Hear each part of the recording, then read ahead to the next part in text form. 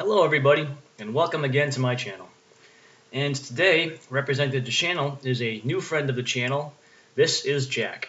Jack thought it would be good if there was some diversity on the Spike Art channel, so I invited Jack to host this one. So everybody, here's Jack. He certainly is happy to be here, and we're happy to have him on the channel, and we're certainly happy to call him a friend and a brother. Him, of course, and his whole entire family, because Jack has a wife and some little bears too, so we're happy to know Jack. So today I wanted to talk about the 2016 March episode of JW Broadcasting. It is hosted by Jeffrey Jackson, who of course garnered himself some fame during the Australian Royal Commission. And for those of you who have not yet investigated that, I highly recommend it. So he starts off talking about how exciting times that we're living in. And he talks about that because there's no end of new things in Jehovah's organization. He talks about improvements to meetings and conventions. And the improvements to the conventions, of course, include video presentations. I'm guessing the new format to meetings is what he's talking about with the improvements to the meetings. And of course, we know there's the Christian Life and Ministry workbook. So he's basically trying to build enthusiasm. Everything the governing body does is, of course, good. Everything that comes from the organization is good. You should feel happy about anything that comes from the organization. And Jeffrey Jackson is making sure that if you didn't understand that you now know that all changes are good changes, no matter what. So he talks too about the witnessing changes, like the metropolitan witnessing in the carts. And we, of course, know at the carts that Jehovah's Witnesses stand there and wait for people to come talk to them, and oftentimes we'll just direct them right to jw.org. So it's a lot different than the way things used to be done, but of course it's an improvement, right? And he talked about new understandings of Bible teachings being a good thing. One of these understandings, of course, is one that I have discussed on this channel before, of the overlapping generation. Other than the fact that there's absolutely no proof to be found in the scriptures that Jesus was talking about an overlapping generation, I'm not really sure what reason there is to believe that's a good thing. But Jeffrey Jackson wants you to know that you have to believe that's a good thing. And he said an ironic statement, a few years ago, who could envision what could happen? And of course, a few years ago, everyone thought that Armageddon would be here a long time ago already. So yeah, who could possibly envision that? And how do you feel about all this? So he doesn't actually care how you feel about this, but he's going to tell you how you should feel. And he says that he reflects on the joy he feels after conventions. So basically, what he wants you to know is that you should feel joyful for all the changes and for the fact that Armageddon hasn't come yet, that you're not in paradise yet, that you don't have a panda yet, that you haven't seen your dead loved ones yet, but you get to watch JW Broadcasting. Whoever would have thought that was going to happen? But then he goes on to talk about the real situation with Jehovah's Witnesses. So he talks about being joyful right at the conventions, but then he admits that joy doesn't last. He talks about how it's shocking to live in the world. So basically, what he's really saying here is that when Jehovah's Witnesses go to their conventions, they get to live in their little bubble world where there's a Jehovah's Witness reality, and everybody puts on their happy Jehovah's Witness face, and everybody acts like they like each other, but then they go back into the real world, and that little facade is hard to maintain. So they once again have to face the fact that they're not as happy as they have just pretended to be for the course of their convention. They have to once again face the fact that they live in a world where things have not happened the way they've been told they were going to happen, and their expectations have not been met. And ironically, he says that you shouldn't be surprised when you get down and discouraged. And the reality is, this is because it is inevitable when you are one of Jehovah's Witnesses. You are presented with somebody else's dream of utopia, and that utopia continually manages not to transpire. So you are working the works that somebody else considers to be good. You are told to put your personality, your dreams, your desires on hold, and live your life the way somebody else would have you live it. That is a very disappointing thing to cope with. So when you face the fact that that's what you're doing, the result is depression, discouragement, things like this. This is why JW Broadcasting has to talk about this. It is a very discouraging life to live as a witness, to continually live in a way that you don't necessarily want to, and to continually see that your hopes never come true. But on the bright side, at least the governing body is finally admitting that it's extremely discouraging to be one of Jehovah's Witnesses. So how do you cope with this? Well, one, count your blessings. I forget the scripture he quoted, and I didn't write them down, but I did take notes. So count your blessings. I mean, after all, how many other people have to get up early on the weekends and go knock on doors of strangers who don't want them there with literature that has no substance? You know, how many other people have to stand in front of carts and direct people to a website that doesn't really answer their questions? What a blessing. Look to the future hope is way number 2. So look forward to when you're going to get your panda bear, when you're going to live in the paradise, when your dead loved ones are going to happen, because we all know that was supposed to happen a long time ago, but it's going to eventually happen. So just keep looking forward to that. Then number 3, get enough rest. Don't waste your time watching too much TV or go on the internet too much. So maybe what he's really saying is don't go on the internet to watch JW Broadcasting. That certainly is a waste of time.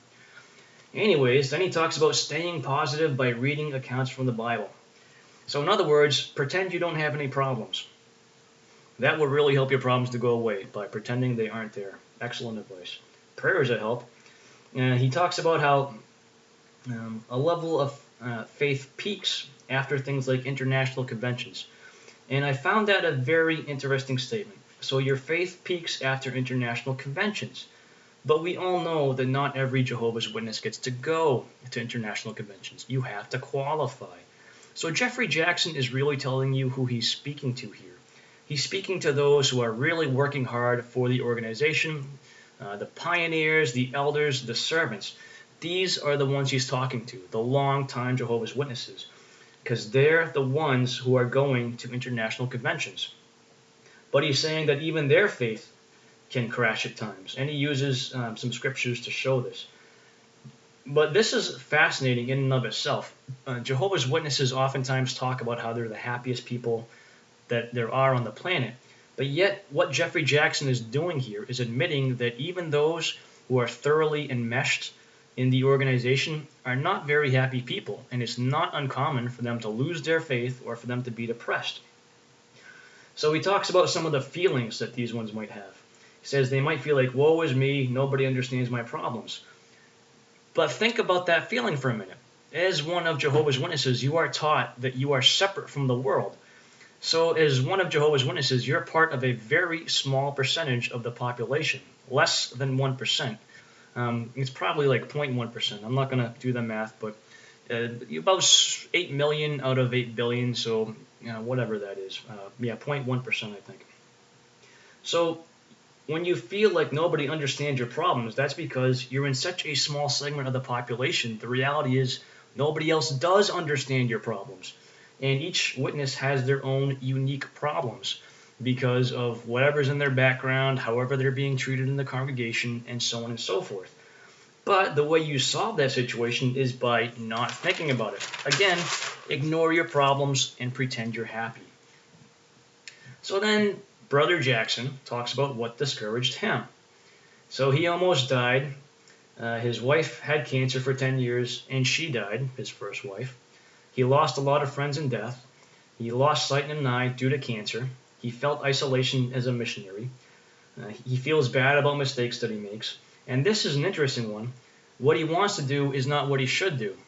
So here you have a governing body member admitting that he actually doesn't want to do what Jehovah's Witnesses say you should be doing. It's either that or he's trying to come down to a level with everybody else and pretend that he understands. So one way or another, the governing body knows that nobody actually likes doing what Jehovah's Witnesses do. And at the very least, Jeffrey Jackson is here admitting or acting as if he is one of those people as well. So what you see is there's a number of reasons to be discouraged if you are one of Jehovah's Witnesses. So he quotes a scripture, and he basically ascribes that type of thinking to the devil. And that scripture, I think, is 1 Peter 5, 9, and 10. I did not go and read the context of that scripture, so I don't know how applicable it is aside from what he just quoted. But this is what they do. They set you up for failure by basically cherry-picking scriptures to make it seem as if When you're faced with the reality of your life and it begins to depress you, well, that's because you have satanic thinking. You have to push that type of thinking out of your mind. What this is doing is this is making you shut off your real true self. It's making you shut off your real true emotions.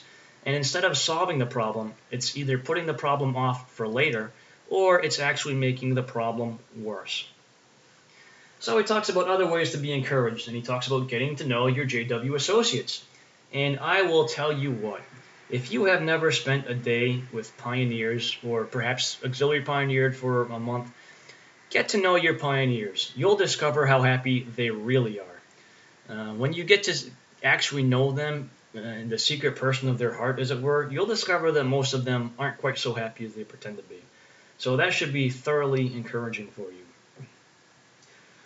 So then he interviews two people who are longtime Jehovah's Witnesses from South Africa, but they came, I guess, to the U.S. because they're on JW Broadcasting. I forget their names. But he interviews the brother, and the brother had issues. One of his big issues was moving continents and the cultural issues with moving from South Africa to the United States. And that's kind of interesting because he's old enough where he would have lived in South Africa where there was apartheid. So was he more comfortable with apartheid than he was being in the United States? I don't know. That's kind of strange. But then he said, in retrospect, the issue wasn't that bad. So is he saying that he never really had an issue? Why was that such a big challenge if it really wasn't an issue? That doesn't make any sense at all. Then he talks about what Jehovah's like, and that Jehovah doesn't deal with his people en masse via the organization, if you will. He doesn't quite say that, but that's the thrust. He says, we don't all dress the same. They don't demand the last drop of blood. It's not like an army. So I don't know which organization he's been in for his whole life, but he described the organization to a T when he said that's not what Jehovah's like. So is he saying that Jehovah's not with the organization, or is he just thoroughly deluded? I don't know. Anyways, then he makes, a lot of times you'll see witnesses do this. He makes a statement and in no way, shape, or form backs it up. He says, Jehovah listens to us. Are we willing to listen to him? How can he prove, being one of Jehovah's Witnesses, that Jehovah has ever listened to him? He provided no proof for his statement.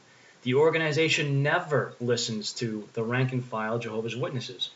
So he makes the statement of what he wants you to believe, but doesn't back it up. But the real thrust of that statement is that he wants you to listen to the organization. And his wife, I think her name was Jean, she had cancer, and that was a big thing for her. And it would be, and it should be. So from this JW Broadcasting, I guess you can get the impression that a lot of witnesses get cancer. But that certainly is a big thing to deal with. So she had her way of dealing with it. But it's interesting that as she dealt with it, she comes to the exact opposite conclusion that her husband did. She said that what she learned was that she used the example of Job, and she said that it wasn't about her, but it was about Jehovah's sovereignty. So that's actually saying that Jehovah doesn't deal with us individually. That's saying that we're all just pieces on a board that are working to magnify his sovereignty, and individual ones of us don't matter. So that's a direct contradiction of what her husband said. So which one is it? Does Jehovah deal with us individually, or do we not matter and we just add to his proving his sovereignty? But what she said is the real message of the organization. Individually, you do not matter. All you're there for individually is adds to the prestige of the organization, and the organization represents God. Henceforth, theoretically, you're playing your part to add prestige to God. So it's a very nonsensical teaching. Anyway, once again, that's about as far as I got on JW Broadcasting because there's only so much of that I can take. But we thank Jack for sitting in as a host, and we look forward to seeing more of him and perhaps of his family one day. We'll see how that works out. But thank you everyone for watching.